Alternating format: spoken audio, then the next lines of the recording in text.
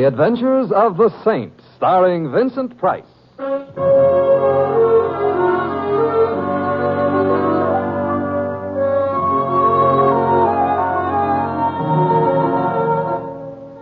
Saint, based on characters created by Leslie Charteris and known to millions from books, magazines, and motion pictures. The Robin Hood of modern crime now comes transcribed to radio, starring Hollywood's brilliant and talented actor Vincent Price as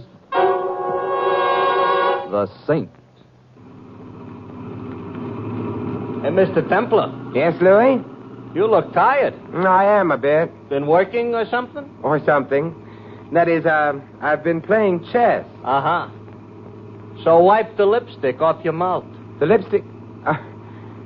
Thanks, Louis. You're welcome. On a chess player, it don't look good. It was a very close game. That I can figure out for myself. Hey, look, somebody's moving out of your house, you see? There's a moving van parked in front. Yeah, so there is. I better stop here. They're still lugging furniture out. I hope it's the people who have the apartment over mine. Why, what's the matter with them? Large feet. Uh-huh. Hey, that's odd. What? That desk they just put in the van, it looked familiar. All furniture nowadays looks familiar. Oh, they're all finished. I'll pull up. Don't bother, Louis. How much do I owe you? A buck. Hey, Mr. Temple, what's the matter?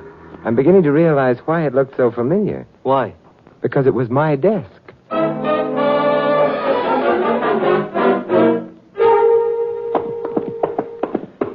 Now, look, Mr. Temple, you must have made a mistake. You're not moving. I didn't make a mistake. Yeah, but it's ridiculous. Mr. Templar. Yes, it was my desk. Not to mention my table, my chairs, my... Hey, Louis, did you get the license number of that truck? No. But it belonged to the North America Van Lines. How do you know? Said so on the side. Oh, well, I'll look it up in the phone book. Yeah. Room looks awful naked. You know, furniture does a lot to fill up a room. Yeah, I've got it here. North American, 45 Columbus. Phone number? Well, anyway, we know one thing about where your furniture has gone. We do? Yeah. North America. Oh, fine. That's a big help. North American, good evening. Good evening. My name is Simon Templar. I have a complaint. Then you want the manager. I do? You do. His name is George H. Smith. Smith? Oh, very well. Well, let me talk to him. He's not in. Sorry. Well, you might be able to help me. You see, my complaint has to do with my furniture. It's just been moved by you people. Didn't we move it far enough? You shouldn't have moved it at all. We're so enthusiastic. I think you'd better check your records. Find out who ordered the van and where the furniture is to be delivered. Very well, sir. Just hold on. Having trouble, Mr. Temple? No, Louis, just whimsy. From truck drivers? We'll sue them. Who will? Us cabbies in New York. The whimsy belongs to us. And furthermore, Mr. Templar? Yes? You ordered your furniture moved. I did? Paid for it in advance, turned the key over to our men, and asked for rapid service. Well, I certainly got it. And where did I order the furniture moved to? The Sprague Furniture Galleries. Sprague? But he handles antiques. My furniture's modern. Maybe it's aged rapidly. Good night. Good night, sir. Come on, Louis. We're going to a gallery. we're in a hurry? Yes, you might say we've got to get a move on.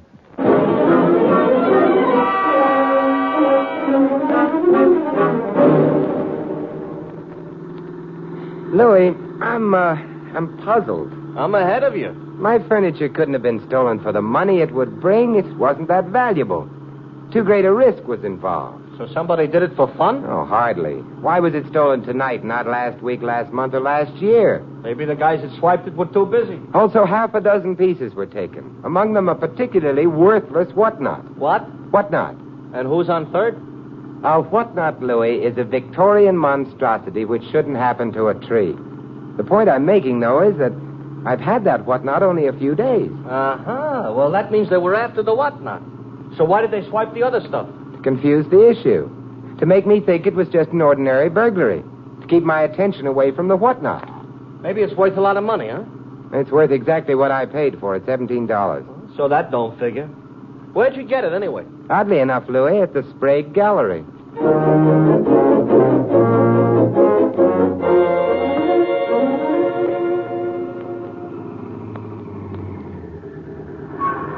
that gallery don't look open. Come on. Sprague sleeps in the back. He has a small apartment there. There's no truck around, Louis. Must have already unloaded. Yeah. Mr. Mr. Sprague ought to wash his windows. Yeah, I can't see a thing inside. Must be a bell around, however. Oh, yeah, look, here's one. Sounds like an antique bell. Antique or not, it should awake Mr. Sprague. So maybe somebody should ought to tell him on account of it ain't wake him. No. Hey. Yeah, door was open. He may have forgotten to lock it. Hey, light a match, Lou. Okay. Oh, thanks. Oh. Well, now we got light, but... Hey, there's your furniture. Yeah, so it is. Desk, table, couch, And the whatnot. Yeah. Truckman evidently delivered the stuff and left. But, where's Sprague? Maybe in that back room, huh? Yeah, well, we'll see. Oh, the lights are on in here.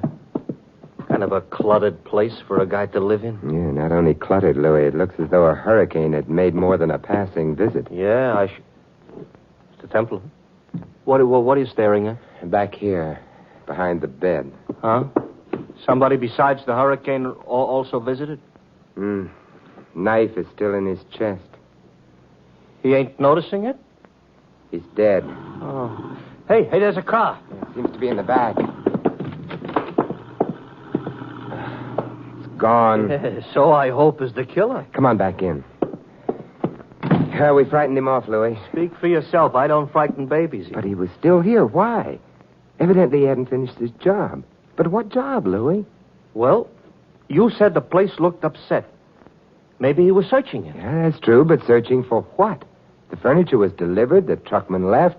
The odds are that by the time Sprague was already dead. Yeah. Very well, then, what could the killer have been looking for? The whatnot was here whenever he wanted it for. Louis... I didn't do it. You know that whatnot must have had a history. Sprague probably has records showing where he purchased his furniture. Uh-huh. So the killer hung around trying to cover the back trail of the whatnot, huh? After all, he didn't expect us to notice the truck leaving your house with your furniture. We ain't supposed to have been here so quick. Is that good? Only if we find what the killer didn't find. For me, I give up. What do we do now? We do just what the killer did before we interrupted him, Louis. Search for Mr. Sprague's ledgers. We go through them, huh? Yeah. And maybe they'll tell us why a man had to die for a whatnot.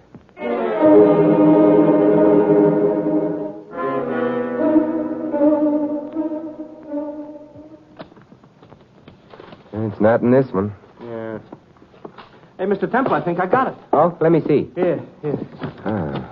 Victorian whatnot, yeah. Mrs. Susan Carter, Hill Road, Cresdale, New York. Cresdale? That's only half a dozen miles north of the Bronx. This is strange. He doesn't seem to have paid her anything at all for the whatnot. Maybe she paid him. And we could phone, but...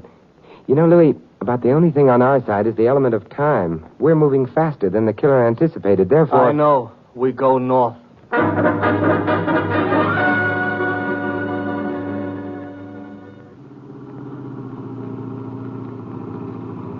You know something, Mr. Templar? The trouble with the country is it's so far from the city. I never thought of that. Well, think about it. It's true. I'd rather think about Mrs. Susan Carter. Sprague got that whatnot from her about a week ago. Yeah, and I bought it from him 3 days ago. But, will she be able to help us? Why not? It was her whatnot.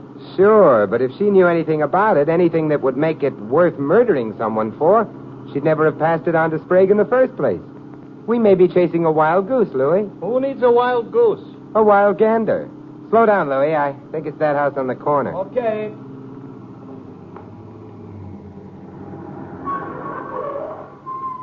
Yeah, this is it. Ooh, it's a large house. Yeah.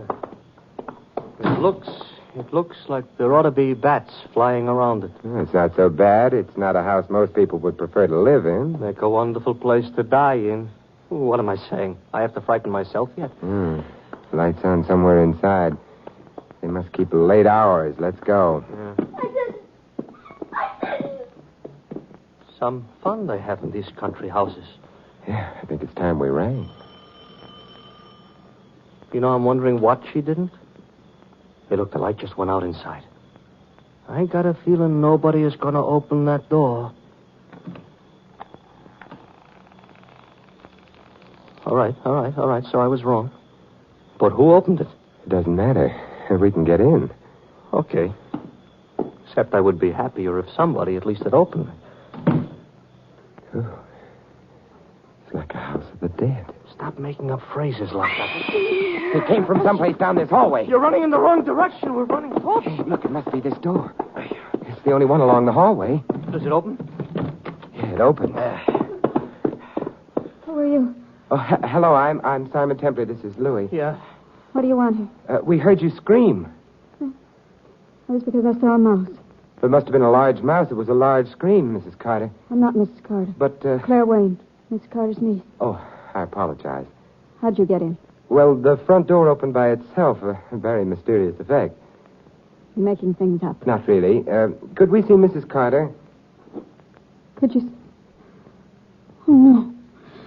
No! Miss Wayne. Come on, Louis. Yeah, I'm right behind you. Claire! Where the devil? Claire! Oh, I'm sorry. Neither of us is Claire. Are you Mr. Carter? Carter? Me? No, I'm Harold Thompson, Susan's nephew. Oh, well, I'm Simon Templer. Louis. Templar, huh? Are you the saint? Yes, I am. Well, this is quite an honor for us. Thank you. Actually, I wanted to speak to your aunt. You did? I said something amusing? You've no idea how amusing. I'll laugh about it all night. Hey. Oh, he's gone, too. Yeah, very restless type characters. Well, anyway, we're getting acquainted fast. Except with Mrs. Carter. Large house. We'll have to look through all the rooms in it. You'll have to look even farther than that, sir. I didn't hear you come into the room. You walk softly. It's a habit of mine. The ill and the dying resent a heavy footstep. It frightens them. Really? A delusion of reverence. I suspect they associate it with death coming for them. You're a doctor. Yes, I'm Dr. Thorne. My name's Templer, and this is Louis. Good evening, gentlemen. How do you do? You're Mrs. Carter's physician. Yes. She's ill, then? No.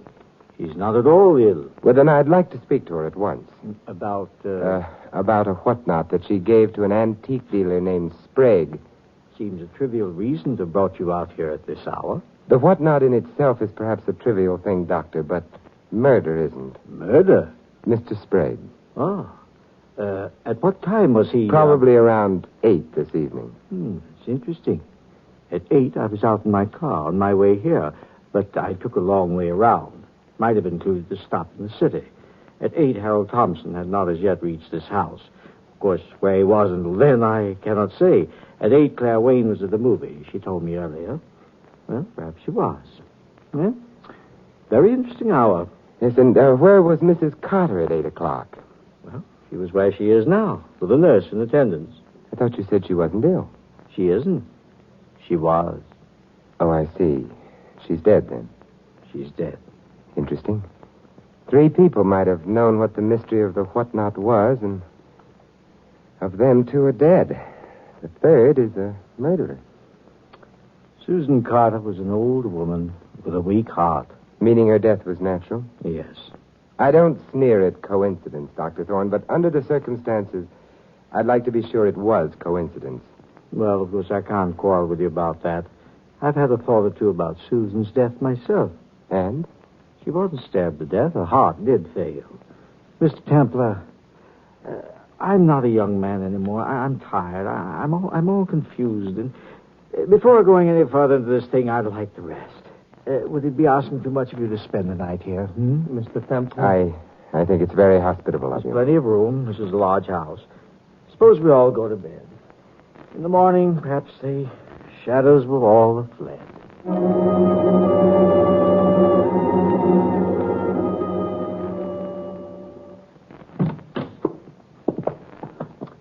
Well, I think you'll be comfortable in this room. I know the house quite well, you see. I played in it as a child. There was a time when I thought that perhaps Susan and I would live in it together, but I married someone else. Good night. Good night, Doctor. Yeah, good night. He's kind of broken up about Mrs. Carter's death, huh? Yes, he is. Could be an act. Seemed genuine. You know, Louis, nobody in this house has an alibi for Sprague's death. Yeah, Mr. Temple, let's go to sleep, huh? In the morning, I'll feel strong enough to be surprised, but right now... All right, we'll go to sleep.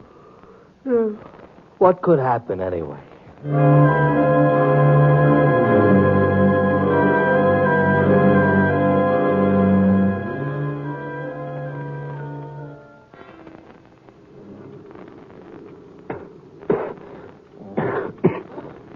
Louis. Oh, Mr. Temple, what? Hey, I smell smoke. Well, the house is on fire. Hey, come on, Louis. Yeah, I'm right with you. Smoke is terrible. Oh, hey, look, we've got to warn the others. Yeah. I'll get the ones the other side of the hall. The smoke is getting awful thick. Miss Wayne. Miss Wayne. Oh, I was asleep. Go downstairs and out of the house, quick. Oh, The house happens to be on fire. all right. Louis. Templar. Oh, there you are. I got both Dr. Thorne and Harold Thompson. They're on their way down. We better get downstairs, too. No, not yet. But we got every living thing out of the house. Yeah, but you forgot the dead.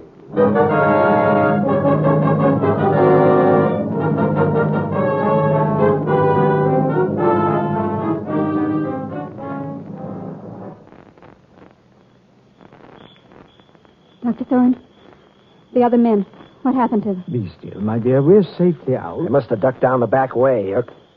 No, here they come now. Carrying something. Not something, Harold. They're carrying a corpse. No, Well, we're far enough away from the house, Louis. We can put her down now. Okay, Mr. Templar. but it's crazy. She's dead, don't you understand? She's dead. Yes, I know, Miss Wayne, but I understand something else, too. That fire wasn't for our benefit. It was for hers. Louis, the lower half of the house hasn't been touched yet. I'm going back in to phone the fire department. Maybe I better go with you. No. You're to stay here to make sure that no one harms her. Miss Wayne? No, Louis. Mrs. Carter.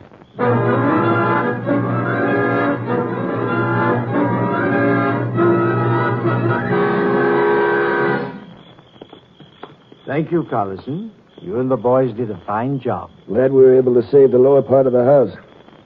Okay, boys, back to the pinochle game. You know that Cresdale Fire Department ain't bad? No. We may as well all go inside. I'll take Mrs. Carter. I can't say I exactly follow your mental processes, Templar. Is that important? I don't know. Why did you have to disturb her? Mrs. Carter? She's far beyond any disturbances I could create. What Claire meant was, why lug her around the way you are? There's a very simple answer. You see, she's a very important clue. To what? Murder. Shut the door off, Mr. Temple. Oh, thanks, Louis. Well, this room will do as well as any. The couch for Mrs. Carter. Mr. Templar, I think I shall insist upon an explanation. We're all here. But we're not all here. What? Oh, Harold. Yes. He was with us when we arrived at the front door, but then... Yeah, he must have decided that other climbs would be healthier climbs for him at any rate. You're not saying Harold killed... I'm saying nothing about that at the moment. Dr. Thorne, does Claire resemble Mrs. Carter as Mrs. Carter was when she was a girl, of course? You're a cute Templar. The answer, of course, is yes. It's an amazing resemblance. Yes, it would have to be. I'm not sure. Why amazing? We were very closely related. That's not the point.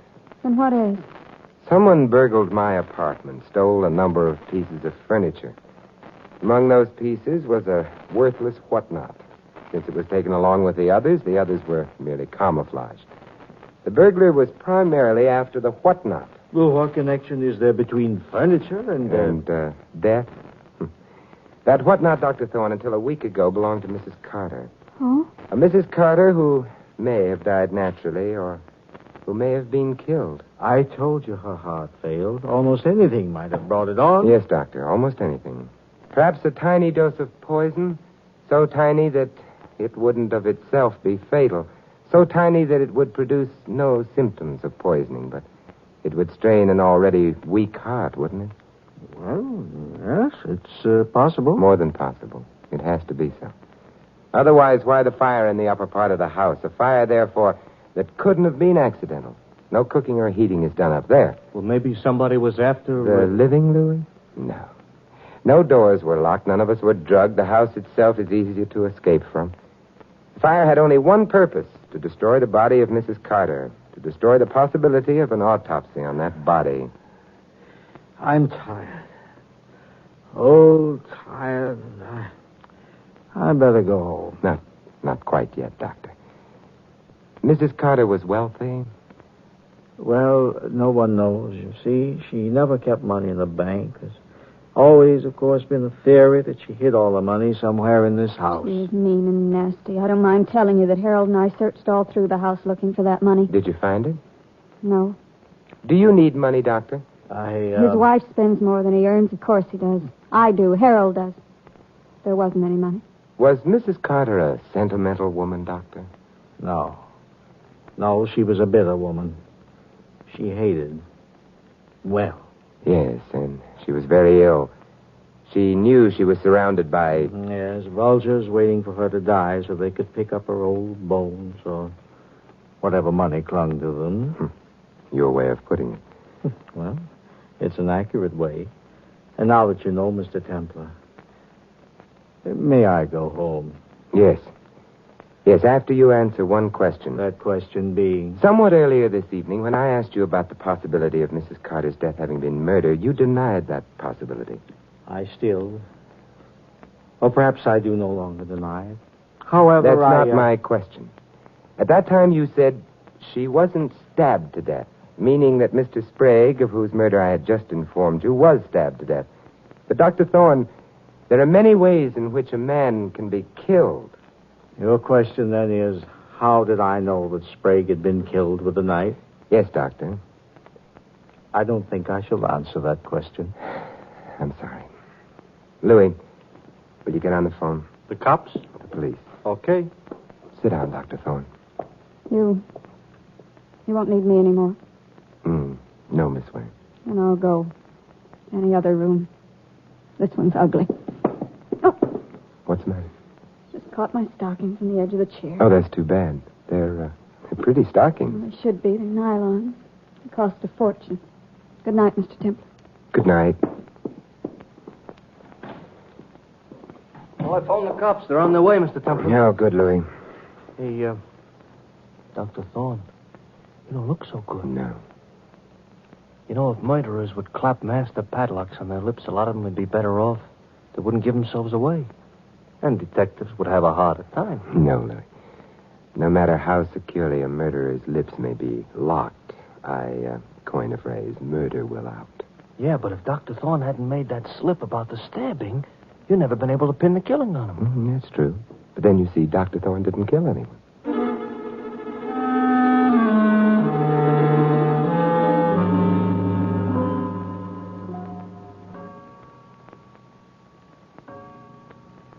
Templar, cops are going to be here pretty soon. For the last 10 minutes, nobody has said nothing. No, but Dr. Thorne has undoubtedly been thinking. If he didn't kill anybody, what has he got to think about? About who did? Oh, Mr. Templar, Yes, Doctor? you're quite sure? Yes, I am. There's no hope of... None. Well, it was a resemblance, of course. A resemblance to a woman that I'd... You'll permit an old and tired man and old and tired cliche? Of course. A woman that I had loved and lost. I don't get it. Harold did it, didn't he? Not unless he wears nylon stockings. Nylon socks, maybe, but I stockings? couldn't wait all by myself. Why are you staring at me like that, Doctor? It's late? Dr. Thorne means he followed you to Sprague's earlier tonight. He saw Sprague's body with the knife in it. Well, of course he did. He had to kill him. He also saw you leave when Louis and I got to the gallery. Leave before you could find the record of where the whatnot originally came from. Find it and destroy it, lest it lead to this house and you. No. Oh, yes. Right, Dr. Thorne? You see, Miss Wayne, even now the doctor won't give you away because you look so much like the woman he loved. No, he did. When he killed my aunt. No, a doctor wouldn't have used poison to kill his own patient. Too obvious. A breath of suspicion, and he wouldn't have a chance. Harold. No. His disappearance half an hour ago proved his innocence. To who? Louis, where do you think he went? Me, he didn't stop to tell. He went to Sprague's to get at that whatnot. Because he realized that his aunt had hidden her money in it. Hadn't she, Miss Wayne? I don't know. You do. The police will find it wherever you've hidden it. The police aren't going to. Come on, open up in there! Yeah, the police are, and that will be proof enough. It's a pity. And all because of a whatnot. Such an ugly thing.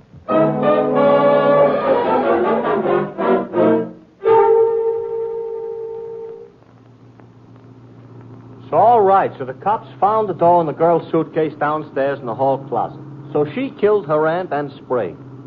But something must have tipped you off before you could be so sure. Nylon stockings, Louis. Oh, we're back to those again. All right, what about nylon stockings? Louis, whoever poisoned Mrs. Carter was the one who set fire to the house in order to destroy the corpse and prevent an autopsy. Yeah?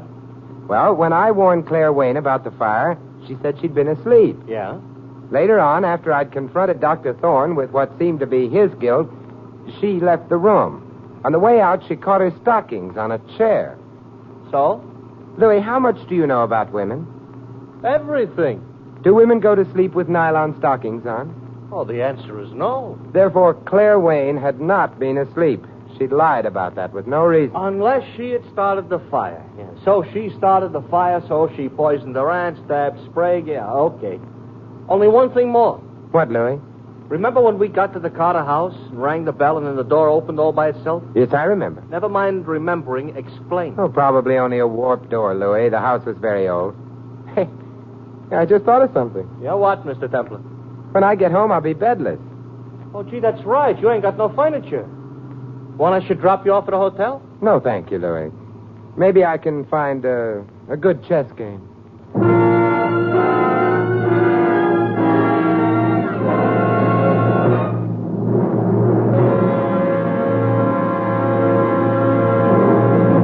You've been listening to another transcribed adventure of the Saint, the Robin Hood of modern crime. Now here's our star, Vincent Price.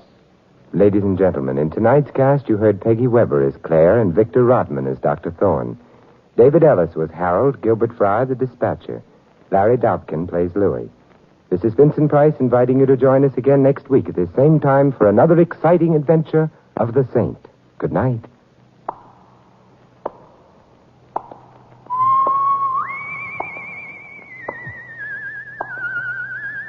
This adventure of the Saint was written by Lou Vitties. The Saint, based on characters created by Leslie Charteris, is produced by James L. Safier and directed by Helen Mack. Vincent Price is soon to be seen co-starring in RKO's production of His Kind of Woman. 3 chimes mean good times on NBC. For something new and exciting in your big Sunday lineup on NBC, listen to the Phil Regan Camp Show coming up next. There'll be prizes for talented GIs and the very best Sunday listening for you with the Phil Regan Camp Show next on NBC.